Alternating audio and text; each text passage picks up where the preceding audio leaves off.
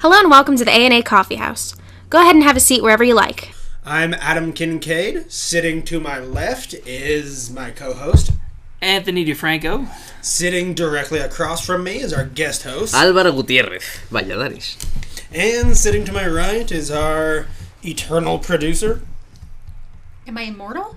Yes. You're a vampire. I love it. Thank you. And your name is... Ariel Ayers. It is. Yes, she is.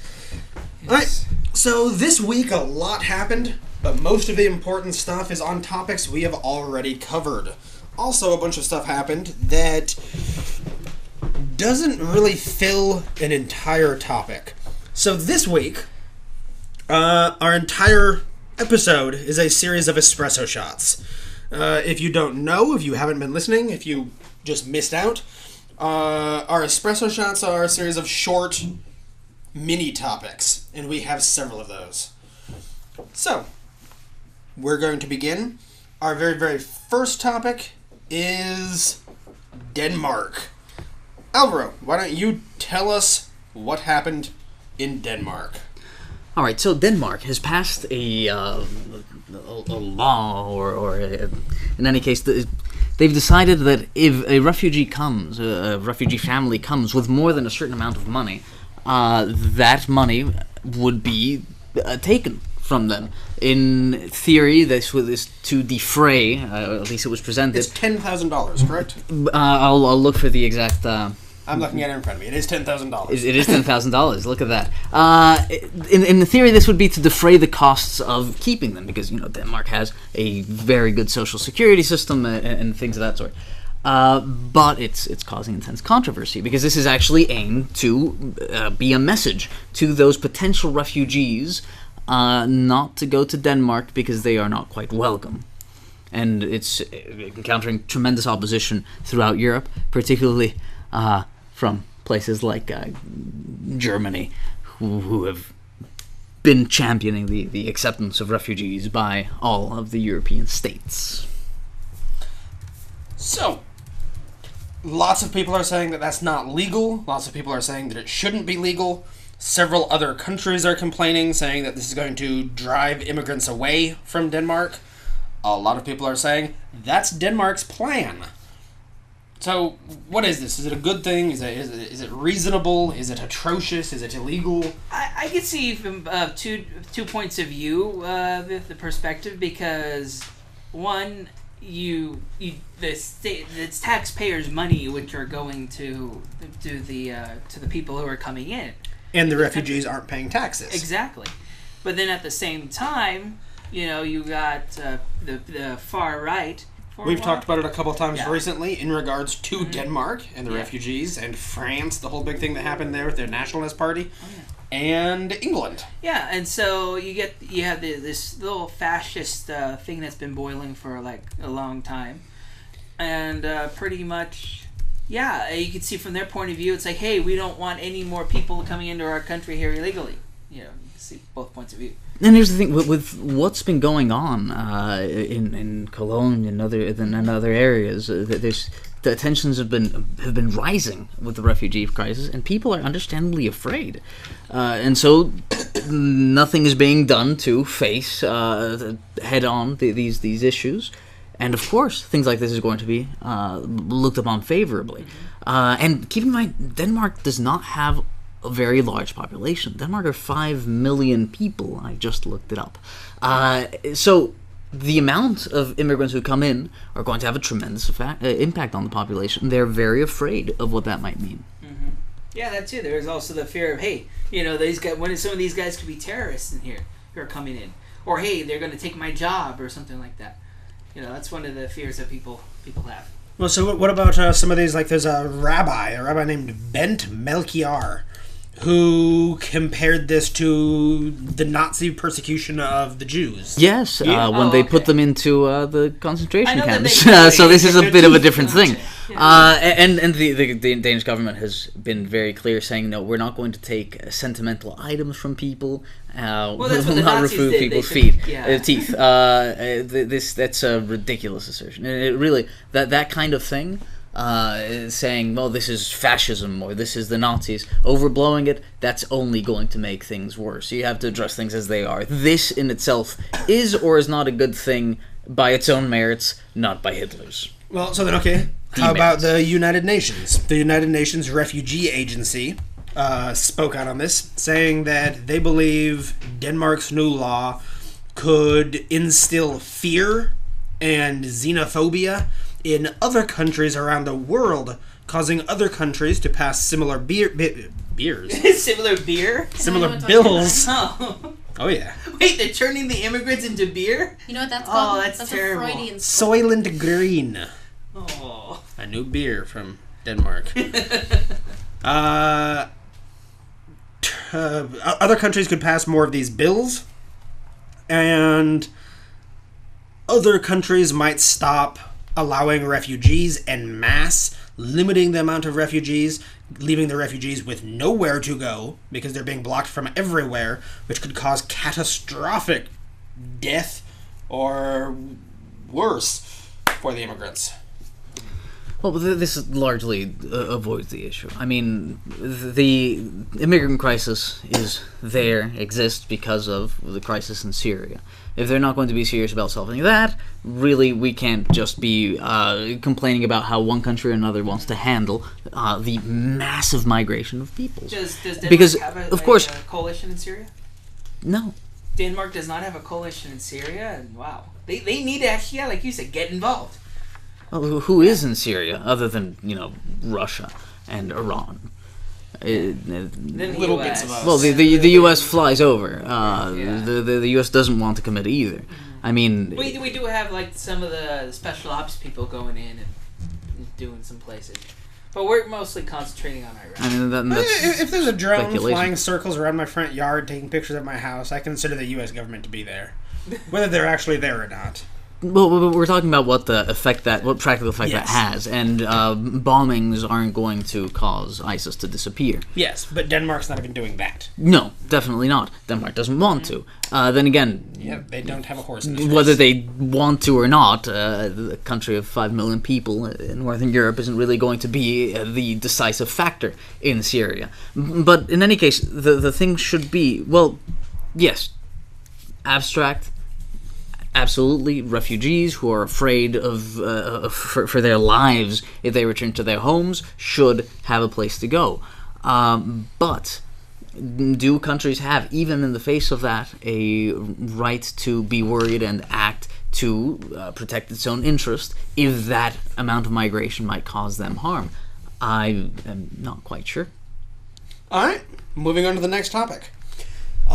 Hillary Clinton was giving a speech in Iowa, and she said something that has piqued a lot of interest. She said that when she is president, she will likely be able to appoint someone new to the Supreme Court. And that if she gets to do so, she thinks current President Barack Obama would be a fantastic addition to the Supreme Court. And lots of people have been talking about that. If a Clinton presidency means a Justice Obama. That'd be pretty cool. But would he want to do it? That's the question. I mean, afterwards, 8 years and all that stuff of what he had to, being president, do you really want to continue in the federal government, or would you rather... Lots of presidents do you want to continue influencing the future of your country with your ideas and such? Lots of presidents do. That's the thing. Does he, or does he just want to, lay back for a while, relax, and, do paintings like Bush did of his dog's ass, who knows? Oh, dear. Yes. This wouldn't be the first time something like this has happened. I believe the last time a former president... got a position on the Supreme Court was President Taft. Oh, wow. Taft, after his presidency ended, sat on the Supreme Court for the rest of his life. A presidential candidate would, a former president would know about national security and things like that, which would make it good for the court. What would knowing national security help you in the court with? You're supposed to say whether laws are constitutional or not I mean, practical matters of what interest state that's for the executive, not for the courts. But he would have the background information to make the decision with that in mind. Yeah, because but why would you? There's certain things with the law. I mean, sometimes you got to understand law or national security. Sometimes national security trumps law. From a national security standpoint, seizing information without any court order or going to people's houses is a really good idea. From the legal standpoint, no, you can't do that because Constitution. So that wouldn't really be a boon for someone who's a Supreme Court justice. But it also depends, though, on, like, for example, if there's something that involves the presidency, for example, like an executive order or something. But if if they're claiming something's not constitutional, and it's like, wait a second, I was president and I did something similar, and that was okay. You say, what's going on here? See, and then once again, it is exactly. Then now we're going to say that what is actually constitutional is contingent on what a president thinks is good to do. That's not really how the Supreme Court should work, is it? But in any case, we're all jumping the gun because, would a prospective appointee, Obama, be confirmed by the Republicans in the House and Senate? No. Oh, no, but who knows? It may all go back to the Democrats. Yeah. So Obama was asked about this, and Obama's response was, "I love the law, intellectually. I love nutting out these problems, wrestling with these arguments. I love teaching. I miss the classroom and engaging with students. But I think being a justice is a little bit too monastic for me. Particularly after having spent 6 years, and it'll be 8 years in this bubble, I think I need to get outside a little bit more." Mm-hmm. So yeah, Mr. President, take a break. All right. Another topic that we have discussed more than once on this podcast is the issue with Planned Parenthood. We've talked about the videos that came out about Planned Parenthood and whether or not they were true, whether they were misleading. We were talking about the defunding of Planned Parenthood. But all of that came from one guy, basically. And he's the guy who was leading the... Oh, he was like very anti-abortion. Yes. And he decided to start a front company to go after Planned Parenthood, which is illegal. And is it? Yep. He figured that he was doing what the press is doing, right? To get the secret interviews and stuff. What turned out, it wasn't. It's illegal. Yeah, it's illegal. The press doesn't really actually fill up the papers and make. So what he's being accused of is filing paperwork that wasn't true, making a California license, California ID, a false California ID. So people under 21 in California have to be trembling in their boots, and attempting to procure organs, which there needs to be someone supplying in order to do. But it seems a different question. Well, no, that's what they're saying right here. Is they're saying no one was selling them, but he kept going in and asking to buy them. And they kept saying, we don't sell those here. And according to them, all you need to make a charge is him offering to purchase them. No one has to say that they're selling them. No one has to try to sell them. If he offers to purchase them, he's committing a crime. Well, aside from the fact that in the videos you do hear someone say that they want to do a little more than break even, which, does lend itself to interpretation as we are looking for profit. But completely aside from that, what some people are calling attention to is the fact that in the district attorney's office, which has made the indictment, one of the people who work is listed as a director of Planned Parenthood. So they're calling the question the impartiality of this whole proceedings, rather. Yeah, I know. In the video, there was a lot of there was some true actual video clips that were real video clips, but the narrative was false. No, this wasn't Michael Moore. The videos that they gave forward for publicity were very shortened. about 2 hours worth or something like that. But then they also released what they called full videos, which weren't the full videos because, they cut out the bathroom breaks, they cut out the half hours of waiting. But then they also released, but only for the courts and for certain newspapers and the like, the actual raw footage, including those bathroom breaks. It's a lot more than many investigative just for the things thing that the anti-abortion people put together. The video they would release them all. They would release the shortened version for public consumption, if you will, the long version, and then this other. I'm talking about the videos. You're talking about where they were releasing the actual videos onto their website. The big one that was getting a lot of credit was all of their videos spliced together into almost a... The one that Farina... montage. Well, of course, but there's nothing illegal about that. You're just putting what you think is the most interesting or most shocking of all of these videos. But they claimed, I guess, also in the main video that the one process that was going on in the video was another type of abortion. Yes. And things like that. And that's one that Fiorina kept latching on to, saying that there was a wiggling baby being dissected on the table.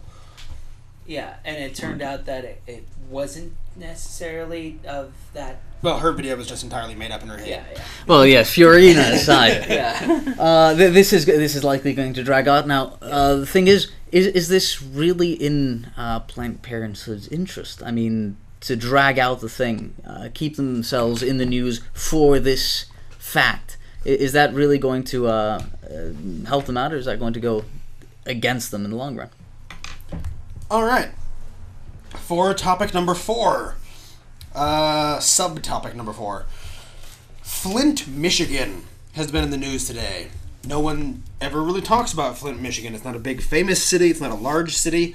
It is a city of mostly black people, large minorities, lots of Hispanics and other things as well. Wasn't it featured in a Michael Moore movie? Because Flint He's used from to be there. big for cars.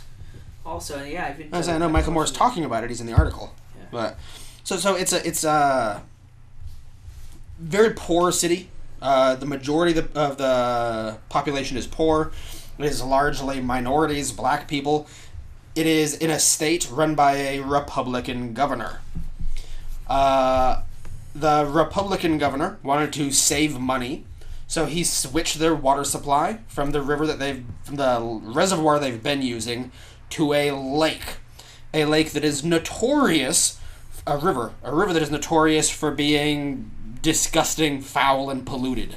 In fact, the local nickname for it is General Motors Sewer, is what they call it. Wow. And this is where they began drawing their water from. And it dosed all of the poor minorities living in the area with lead. Lots of lead. Their children have been drinking lead. This is all very, very bad. And the governor was told about it. And the governor, his response was basically, well, they're poor and they're colored. That's not my constituency. I'm a Republican. They aren't going to vote for me anyway. Jeez. Wow, that's crazy. So he did nothing about it. Wow. So now it's all over the news everywhere. The governor is being asked to resign. There's a whole bunch of different Twitter hashtags and groups trying to have the governor arrested, Governor Snyder. Michael Moore, like you were just saying, is calling for hashtag arrest Governor Snyder. Black Lives Matter is talking about how they need to file charges against Governor Snyder because he's going after the racial killing of black people, of black communities. The governor's in a little bit of trouble. And there's a whole lot of poor minority children with lead poisoning. And the state was running out of money. They tried to save money on $15 million they were spending, and now they might be facing $1.5 billion. And lead, among other things. This water was contaminated with all sorts of things that were terrible for people's health. Wow. And the problem is that the water itself was corrosive, so it destroyed the pipes. So now, even if they switch, as they have, to the previous water source, which is the Detroit Reservoir water, they're still going to have lead-laced water because it's going to go through these pipes, which are already completely destroyed. And so they need to completely overhaul the entire system in the city, Hence which the is going to be $1.5 tremendously billion expensive. cleanup. Wow. Yeah, the cleanup doesn't just mean wash out the pipes. It's significantly more involved. Wow. Yeah, so now Michigan's got a big problem in the financial department. They were short on money. They didn't want to have to spend the full $15 million, so instead it's $1.5 billion. That's not a savings. And the thing is, here you have a lot of people saying, no, you can't say that there are people in politics who don't care about minorities or about the poor. Now we have a case in point. Mm-hmm. I mean, they're literally poisoning them. Yeah. The decisions that they took in order to save money are poisoning the people, and they were doing precious little about it until this broke. Mm-hmm. It's crazy. Yeah. In fact, the investigative reporter working for, I think it's NBC National or some sort of NGO that broke this was writing to them, and he keeps all of the records of all of these things. And when they asked for the release of the internal memos that were sent to each other in response to this, they would always talk about a reporter, quote unquote, talking about how biased he is and how this is going to be a thing. They were completely blasé about all of this. When to give government Rick Snyder his say. When asked if he was unfair to them and treated them unfairly because they were poor and minorities, his response was, absolutely not. Flint is a place I've been devoted to helping. I've made a focused effort since before I started in office to say we need to work hard to help people that have the greatest need. So he's obviously denying that he didn't work fast enough to help them out or didn't seem to care. But most people don't seem to be buying that. No, I mean, it's as if after the Holodomor, we went to Stalin and asked him what he thinks about the Ukrainians. So, no, I love the Ukrainians. Please, I am a father of all my countrymen. Let's judge people by their actions. Mm-hmm. This man ignored everything that was going, and frankly, I have no inclination to let him have a say on anything. Mm-hmm. Yeah. All right. We will probably not be invited to Governor Schneider's house for a barbecue anytime soon. Swim in the pool. All right, next topic. All right, our next topic concerns El Salvador. El Salvador is one of 14 countries currently being listed by the World Health Organization as having an epidemic of the Zika virus. The Zika virus is a relatively unknown. It's not known very well. There's been cases since the 1940s, but it's not big. It doesn't have epidemics. It doesn't wipe people out until now. Now it is hitting en masse in Brazil, which has over 1 million cases already, and Colombia, and a whole bunch of places. Jamaica, Honduras, and El Salvador. Yeah, this is a virus that travels through mosquitoes, right? Yeah. And it gets in the blood, but then afterwards it gets transferred from person to person? Yes. And it goes into the babies, and it causes mutations in babies and things like that. Everyone's comparing it to the thalidomide epidemic back in the 70s, 80s. They're comparing it to the thalidomide babies, the children of thalidomide. The thing that's making the news, though, isn't this massive epidemic of Zika that's hitting everyone. It's the fact that El Salvador has officially released a statement requesting that women not get pregnant until 2018. And it's not the only one. Some of these other countries are now also following along, saying, please just don't get pregnant until at least 2018. Wow. That is kind of... they're just recommending it, right? Yes, it's not a Okay, law. they're not saying. But they're okay, saying if pregnant. you get it until then, you will keep perpetuating the virus. If we want to get rid of the virus, Well, no babies for the next 2 years. Not so much perpetuating the virus as you're in intense risks of having the babies be born with birth defects. Yeah, yes. The babies You're being risking your born child. doesn't extend the virus. It's a different It's thing. just making more sick people. Yeah. Which is what Adam meant by Yes. perpetuating the Yes. That's virus. just sad. Thank you. Very sad indeed. Yeah. So, how would that look if large swaths of Latin America just cease reproducing for the next 2 years? Boy. that would, that'd be good for the condom companies, I presume. Wow. dear. Like the opposite of a baby boom? Well, those things are actually quite dangerous for the economies. Baby busts are terrible for That's what world this sounds like economies. a really big baby bust. I'm just wondering how prevalent it is. I mean, what chances are there of a baby being born with birth defects in these countries right now? Mm-hmm. Yeah, that'd be an interesting number to find out. Yes, so, Yeah, well, guys. Yeah. I actually have something to contribute, but I don't know the exact name of it, so can you edit this part out, and as soon as I get the answer as what it's called, yes. then I'll tell you. We'll keep talking. Yeah. So the Catholic Church has actually come in on this. A lot of people were worried what the Catholic Church would say. Because they're saying, well, obviously people aren't going to stop having sex. We just need to make sure they don't have any babies. What's the Catholic Church going to say when it comes to that? Anal sex is okay? Well, no. Yeah, right. That's not what's going to happen. Said I that. know. But obviously, there's opposition to birth control because taking away the procreative from the Yeah. rest of the aspects of sexuality is in itself problematic Yeah. for the church's view on what sexuality is. But what do you say the local bishop said? The Pope has been asked to speak on it. He has not yet. The local bishop said, well, I'm going to wait for the Pope on this one, but obviously the value of human life is more important than our stance on birth control. So, Well, now what the Pope hears and he like spits out his wine. He's like, "What the fuck?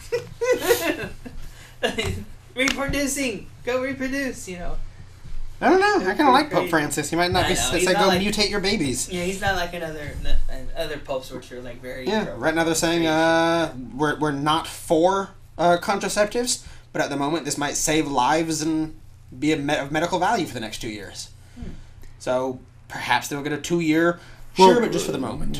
Whatever the personal preferences of His Holiness, Catholic moral theology does not depend on the moods of the different popes.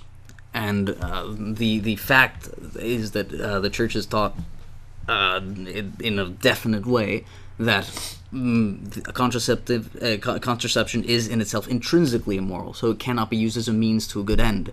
The Pope, Now, particular bishops and even the Pope might have personal opinions that differ from that, but in differing from that, however much they may be clergy or even part of the hierarchy, they would be differing from what the Church teaches. Yes. They cannot change that teaching. As of right now, Francis is saying that contraceptives should be encouraged in Africa in the fight against AIDS. I'd have to find him saying that because It's that's condoms, not necessarily contraceptives. no, that is So a contraceptive. But condoms Condoms I'd are a type of contraceptive. Yes, but contraceptives includes all Yes, it is contraceptives. yes. He's not advocating all of them. He's advocating condoms to protect against AIDS. Yes. Because birth control can't protect you from AIDS. I had never That heard is very him say true. that. I mean, this isn't about the condoms or The most I've seen Contraceptives at all. Pope Francis do about that is dismiss a question to focus on a different issue. I'm going to have to find any. Well, and for Declaration clarification, to be fair to the Pope, he doesn't say, hey guys, go use condoms. They say, do you condemn, it's a question like, do you condemn condom use or something like that in the fight against AIDS? And he says, AIDS is a very serious threat, and any protection is a good thing. Or something along those lines. I'm paraphrasing. But What he said, at least to this particular question, I don't know if he's been asked in a separate occasion. This is upon his trip to Africa. Is that to focus on condom use when talking about the AIDS epidemic in Africa every single time the Catholic Church goes there is to have too small and too partial a view of it when there's larger issues at stake. yes, they've used that in the argument against his other comment. That's not what I'm talking about. Alright, back to what Ariel was saying. Just it's. I want to just stress how important it is for children to not contract viruses like this because their immune systems are so fresh. They, especially young children, baby infants to toddlers, they just have non-existent immune systems, so they can get sick from somebody sneezing on them, let alone a mosquito that is infected with a virus biting them. My uncle actually contracted encephalitis. It's funny because it's called Japanese and now I can't pronounce the word. Encephalitis? Encephalitis, jeez. He contracted Japanese encephalitis, but he was in the Philippines. My family's from the Philippines, actually. But, yeah, he contracted that at 5. He was bitten by a mosquito that was infected with encephalitis, and he contracted the disease, and the fever essentially kind of like melted his brain, and he was only 5, so he got so sick that the rest of his life, he died when he was 56 years old several years ago, and he didn't progress past the age of 7 mentally. So he was a 56-year-old man still, talking and behaving as though he was, just a young child, and it was all because of this one tiny little mosquito, and his, immune system couldn't handle it. So kids getting diseases like this and kids being born with diseases like this have astronomical consequences. So I can totally see why this is something that they're suggesting. And this one has no cures, there's no vaccines at the moment. Yeah, exactly. So the only way to avoid it is to not have children, which sucks for the people that want to have kids right now. But if you want to protect your kid from, if you don't want to have a kid and destroy their life by having them, then that's the only way around it. So, yeah. So I totally agree with it. Okay, and so that's the end of this topic. Next topic is Oregon gunfight. Yeah. Also, last week we talked about Oregon. Or was it the week before last? Recently, it was the week before last. Maybe it's 2 weeks ago. We talked about Oregon, how a number of armed militia members have seized a building up in Oregon. Yeah, it was the beginning of the year. That's when it happened, yeah. And they're holding a building. They're demanding ranchers' rights. The people leading it is Ammon Bundy's family. He's not personally leading it. The rancher who was trying to keep the government off his land. It was his Or other way sons. around, not paying. Yeah. Yes. So his sons are involved. It just escalated. The police pulled over a car and attempted to arrest some people. The details are currently unclear. And it wound up with a gunfight in exchange of small arms fire. And Ryan Bundy, Ammon Bundy's son, has been arrested and taken into custody with a bullet wound. And one of the protesters was shot and killed by the FBI. So, that escalated. His name is Lavoy Finicum, is the man who was killed. He's in his 50s. He gave a speech not too long ago where he said he would rather die than go to jail. Yeah, I remember seeing that on TV. I was like, oh, then they showed his picture, and I was like, oh yeah, that's the guy. Yeah. Well, he did what he wanted. He died, fighting for what he believed in, which was something really stupid. Yeah. So, what happens now? Oh, the latest I heard about it was that the FBI, this is from a statement the FBI came out with earlier. Yes.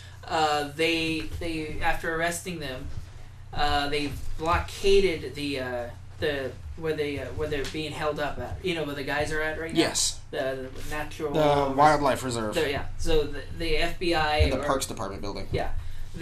So no one can go in and no one can go out. But the FBI said, if you want to surrender peacefully, just come to the checkpoints that the FBI created, give us your name, and then you can go home. Yes. Yeah, so the FBI is still trying to do this as peaceful as possible. And now since the two leaders were, pretty much taken out, Well, there's still one of the Bundy brothers inside, as well as one of the guys who's actually holding the building. Oh, wow. So it's 2 of the leaders. Okay, so 2 leaders are down. So One of the 2 Bundy brothers and one of the loudest of the protesters. Yeah. The guy who died. Yeah, so you just got who's left on the reservation, and that's pretty much it. So, are there going to be criminal charges against these people? What's going to happen? Because they're trying to bring it peacefully. The FBI is being haunted by So Ruby far, Ridge I've and only Waco. heard one getting criminal charges against him. I'm surprised at that. I don't know if things have evolved since then. This morning, at least, it's what they were saying. Yes. Well, they're saying that they will probably go after most of these people, just not yet. First, let's settle things peacefully. Then we will press charges in the coming weeks. Yeah, they offered another olive branch as well, saying that those who would step out now, just step down from the occupation now, would be freed from criminal charges. Would not come under criminal charges. So we'll see if someone's smart enough to take that. They're only charging them on, I think, a federal law of intimidating the government and intimidating government officials with with firearms or something like that. Yeah. Which is a huge felony. Yeah. Yeah. Yep. Well, I mean, it's Yeah. pretty obviously. bad. Yeah. It's a very It's- bad felony. I mean, they could also get after So them with- apparently, pointing at someone with a gun aggressively, and much more federal agents. I mean, they should be used to that. My goodness. Well, after the 90s. you know. Was it Waco and Ruby Rainbow Ridge. Yes. Ruby Ridge. Rainbow Ridge. Where'd that name Rainbow Ridge sounds like a road you might drive on in Mario Kart. Yeah. All right. There is one called Rainbow Bridge. There's Rainbow Road. Oh, but it's like a bridge. It is. Wouldn't Rainbow Road be the opposite of Fury Road if it was a Mad Max film? That can be the next one. Yeah. Rainbow Road. Oh God. It's a bunch of bad guys trying to get through the peaceful utopia that Mad Max makes. He rides on a unicorn. Yeah. Oh, yeah. Alright, moving on to the next topic. Last, we're nearing the end. Yay. There's a TV series coming out, or a TV It's movie. disconcerting that our editor is so happy for the show to end. Yay! Start over at the beginning. Yeah, let's start over. Sorry. So there's a TV movie coming out called Elizabeth, Michael, and Marlon. And that is going to be a half-hour comedy movie on TV. The premise is Elizabeth Taylor, Michael Jackson, and Marlon Brando going on a road trip to get out of New York during the September 11th terrorist attacks. That sounds kind of funny. It's a comedy. Okay, So, yeah. That's the premise of the show. It's going to be happening. They What channel? Sky TV. Oh, it's a UK. Darn it. It's going to be coming out. They just announced the casting, and most of it went by fairly unremarked upon, except for the casting of Michael Jackson. The casting of Michael Jackson went to Joseph Fiennes, the younger brother of Ralph Fiennes, who is noticeably white. This has caused some problems. When is it placed? 2001. Yeah, 2001. During the terrorist attacks, 9/11. What does Michael Jackson look like in 2001? A piece of plastic. So a white guy is an accurate depiction of Michael Jackson in 2001? Well, Michael Jackson 2001 looked more like an Asian lady. Either way, he was white. For it to be a problem to cast a person who was white-skinned as Michael Jackson when he had already lost the pigmentation to his skin that made him black, then it shouldn't be a problem. I don't know why people are so offended. Michael Jackson in that area was the best evidence we had of extraterrestrial life. But really, I don't I don't know care. how many extraterrestrial actors there are in the market at the moment. I really don't. After Michael went home. But yes, so there's lots and lots of controversy over this. Black Lives Matter is complaining about it. A whole lots of black groups are complaining about it. A number of mainstream celebrities and politicians are complaining this is extremely racial insensitive. Casting a white person to play a black guy. The man was white at that time. Not always. He had I don't even know I can't think of what it's called right now. We'll have to look it up. He had a skin disorder. But it is it's a disorder or a disease that is a degenerative pigmentation You can Disorder. kinda tell, like once we got to like the 80s and stuff like that. You know, if you compared his skin tone, I don't mean to sound terrible. You know, really terrible about this one. I mean, it was a real condition that he. Yeah, you can kind of tell over the years his skin did get slightly lighter and lighter and lighter, but it got very light after his hair caught on fire that one time, that Pepsi commercial. After that, it was like a jump in whiteness. Yeah. Well, so is this an appropriate casting choice? Yes. If it's a comedy, Who if it's a cares? comedy, yes. You know, It's a. As Well, so long if it was a biopic, they'd have to spend hours searching to find an actual black guy who looks like a skinny white guy. They play Michael Jackson. they They would have have made to do documentaries whiteface. where they've actually had a black guy and whiteface. Yeah. Well, you know, over the course of this podcast and the various episodes that I've been invited to, I've expressed many opinions. Some of them heated, most of them overly verbose. Allow me, please, just allow me to not care. Okay, you don't care. No, I agree. Well, so more controversy came out of, about this. This casting decision came out immediately after the announcement of the Academy Award nominees, of which they are all white. Ooh, Every I single care a Academy little bit Award about nominee is that. white. And Not too much. that caused a lot of controversy.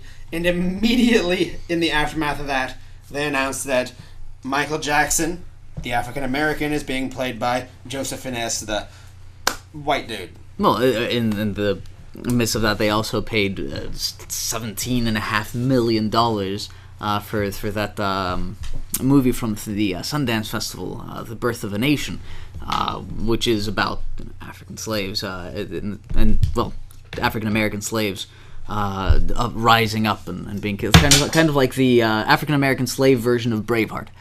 It's called Birth of a Nation?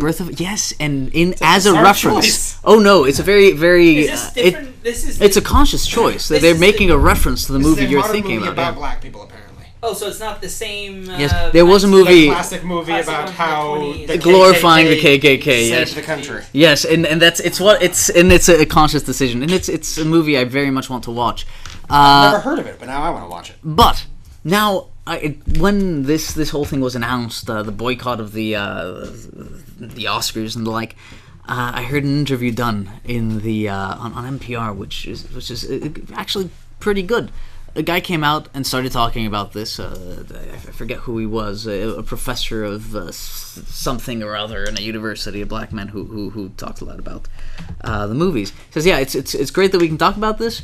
The Oscars don't really matter. This is just the latest social media outrage, and they'll find something new to be outraged later. But, let's take advantage of this to talk about what's really the matter. And that is, look at what the Academy's made up of. Look at who it is that's actually making the casting decisions, who are the producers, it's mostly white people. So the problem isn't so much diversity in the Oscars as diversity in the film industry itself. Mm-hmm. And that's something that maybe should be addressed, and maybe we should make a concerted effort to fix. But the Oscars themselves, really more a symptom than an illness, no? Wow. I think it's just. I think this whole thing with the Oscars, talking about the Oscars here it's just it's ridiculous. It's like, come on, people vote. You got the people in Hollywood who are part of the Academy who go and they vote people in because of their acting skills. That's where I agree. Yeah, and it's I'm not offended by this because it's based on. it is movies.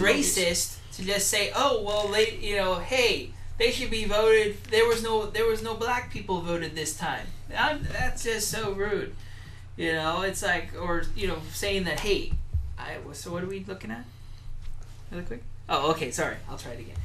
So it's just ridiculous. It's like, come on, honestly, people should be judged by their acting, and not because of their color of their skin. Agreed. Yeah, it was like when Jada Pinkett Smith decided to start this protest. It was kind of like, she did it right, Martin Luther King's but we're birthday talking. or This something. is the year in which Beast of No Nations came out. That is an incredible movie. Good times. All right. I guess that's it for our last topic. Yes. So now let's move on to coffee beans. Can I take a second? So, Ariel, what's your coffee bean of the week? My coffee bean of the week is that David Goyer, he's the guy that is in charge of Batman vs. Superman. He did the Dark Knight series, etc., etc. He's done a bunch of superhero movies. And he was discussing She-Hulk. You want to know what he's had to say about She-Hulk? Yes. This is a quote, so don't think that I'm saying this. I have a theory about She-Hulk, which was created by a man, right? And at the time in particular, I think 95% of comic book readers were men, and certainly almost all of the comic book writers were men. So, the Hulk was this classic male power fantasy. It's like most of the people reading the comic books were these people like me who were just these little kids getting the shit kicked out of them every day. And so then, they created She-Hulk, right? Who is still smart. I think She-Hulk is the chick that you could fuck if you were Hulk. You know what I'm saying? She-Hulk was the extension of the male power fantasy. So it's like, if I'm going to be this geek who becomes the Hulk, then let's create a giant green porn star that only the Hulk can fuck. Wow. End quote. Oh dear. Interesting. Is this a backdoor introduction to a new Marvel movie? I hope not. I hope to God it's not. She-Hulk does Dallas. Beyond the Green Door. Which this is not the only awful thing he said about... He also said... How many people in the audience have ever heard of Martian Manhunter? After hearing some light applause and cheers, he added, how many people that raised their hands have ever been laid? Ouch. Ouch. Interesting. Is he aware that he's involved with these movies? I don't know. One of our coworkers, the older brother of our special guest TJ, several episodes back, shared this with me during work today, and I was dying with laughter. I was just cracking up because I could not believe that this guy really actually said this. Another thing he said is, I would set it up like day after tomorrow. We discover one of those Earth-like planets, so maybe like we can get the DNA code from that planet and then grow him in a petri dish there. He's like in Area 51 or something, and we're basically doing biopsies on him. Then he gets out and he's really angry and he fucks She-Hulk. Well, now he just released the plot of the movie. Well, Spoiler alert. So yeah. Okay. This guy, this is not the only instance in which he's a total jerk to his fans, and there's also a response from Stan Lee, but that can be for another day. You guys can find it, look for Stan Lee's comments, but Show this to Brittany. oh god, I'm going to. Alright. Anyway, yeah. Alfred Bean. nope. Tony Bean. Okay. Fast and quick bean. No, Okay. that's my pen. So my fast and quick coffee bean tonight is according to DeLorean Motor Company, they are planning to bring back the DeLorean. Ooh. Yeah, and it's going to be like from the famous car from Back to the Future. Mm. So after almost 30 something years without a DeLorean, being produced, because the current company, what it's been doing up to this point, still currently, is just restoring and fixing old DeLoreans and then bringing them back to the owners. Because if you want to go buy an old vintage DeLorean right now, they're around $40,000 to $50,000. Are there new models of DeLorean? Haven't they been No. making these for several years? No new models. No, nothing. I know that there have been car kits that people have sold, with the molds from the original molds of the DeLoreans that they've been selling out to the public I'm so they so can rebuild. confused, and I have to look at the picture in my office because I have this nice, sleek gold, looks kind of like a BMW or something like that, DeLorean with a DeLorean label and all sorts of stuff like that. Oh yeah, they stopped making DeLoreans back in the 80s because of This is like 2013. I think they went bankrupt or something, and there's something to do with the Charles DeLorean, the founder. Yeah, but some other company bought DeLorean. And so pretty much with some U.S. government grants, because you know how modern car, how they have modern specifications for cars? Yes. Where you have to build the engine to a certain way. But there was a new government law, which also included a grant, where the DeLorean Motor Company is actually going to be able to make DeLoreans that look the same, like the cars from the 80s, like the car from Back to the Future. Yeah. But they are exempt and stuff like that, so they can still put the, some of the same stuff that were in the original engines and stuff like that with the current DeLoreans. It's really interesting. Yes. So that's it. That's my coffee bean. All right. Nice. All right.